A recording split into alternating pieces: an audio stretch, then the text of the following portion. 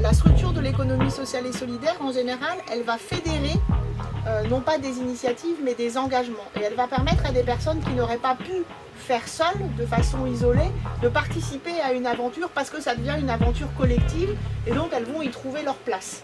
Que les gens continuent à créer des choses entre eux, ça c'est pour moi c'est vraiment le début de la réussite de quelque chose aussi, quoi. Avec ou sans nous, quoi. Génératrice de lien social. Ça peut être une personne qui à un moment donné a un projet et souhaite la développer dans ce contexte de l'économie sociale et solidaire. Et dans ce cas, comme les statutairement, il y a, on va dire, 80% de l'activité dans le SS qui se fait par des associations, là, on va devoir créer une association. Une association où on associe des personnes autour d'un intérêt, d'un objectif partagé.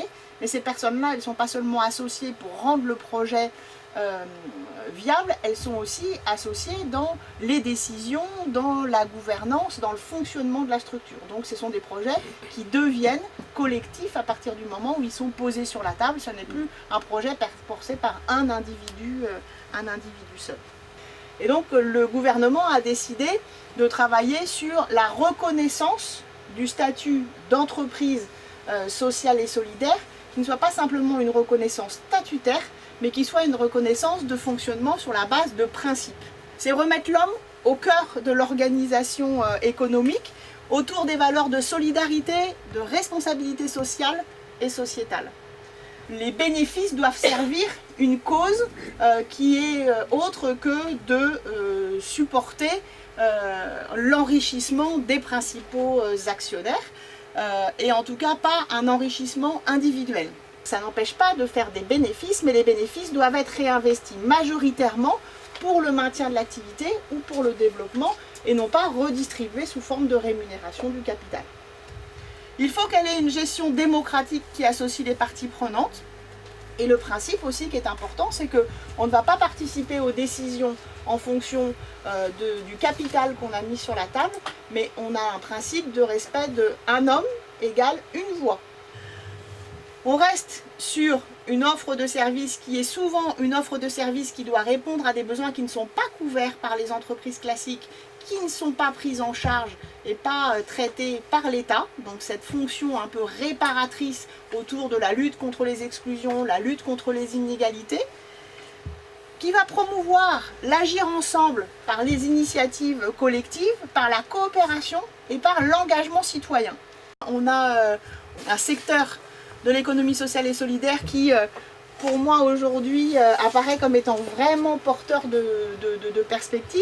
C'est du fait de son ancrage local, parce que réellement il y a une proximité et il y a une adéquation entre les propositions, l'offre de services, l'offre d'accompagnement que proposent ces structures-là et les besoins spécifiques du territoire. Elle a la responsabilité sociétale dans les gènes, et elle le fait avec souvent beaucoup de sincérité, qui se base sur la coopération, sur l'agir ensemble, et qui a, et ça c'est vraiment important, une capacité à innover pour l'intérêt collectif.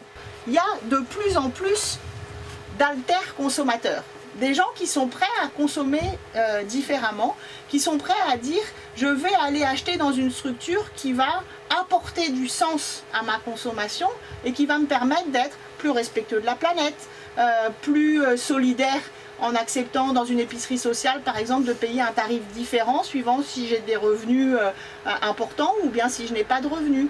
Quelqu'un qui va accepter d'acheter un service dans une structure d'insertion en disant mais finalement c'est l'occasion pour des personnes d'apprendre un nouveau métier, de se remettre à l'emploi, donc je vais faire confiance à ces structures-là. C'est pas évident de dégager les ressources, de mobiliser des fondations pour obtenir des fonds, de courir après l'État pour qu'il donne des subventions. Il y a toujours une fragilité importante. Concilier aujourd'hui aussi économiquement le fait de payer des charges voilà, qui sont classiques face à une économie qui l'est moins, enfin en tout cas voilà. L'économie sociale et solidaire peut faire quelque chose et peut apporter des réponses. Aujourd'hui, beaucoup de structures de l'économie sociale et solidaire fonctionnent grâce à l'économie marchande actuelle, capitaliste. par des subventions, ou même par des subventions publiques qui taxent l'activité lucrative capitaliste. Du coup, par rapport à la viabilité du modèle, je m'interroge. Plus on viendra utiliser les services et acheter les services en tant que consommateur de ces structures de l'économie sociale et solidaire, plus on les privilégiera, plus on vivra en économie circulaire dans l'économie sociale et solidaire. Pour pouvoir faire, faut faire pour. Il faut être audacieux. Voilà, faut y aller, faut se lever, faut faire pour. Voilà.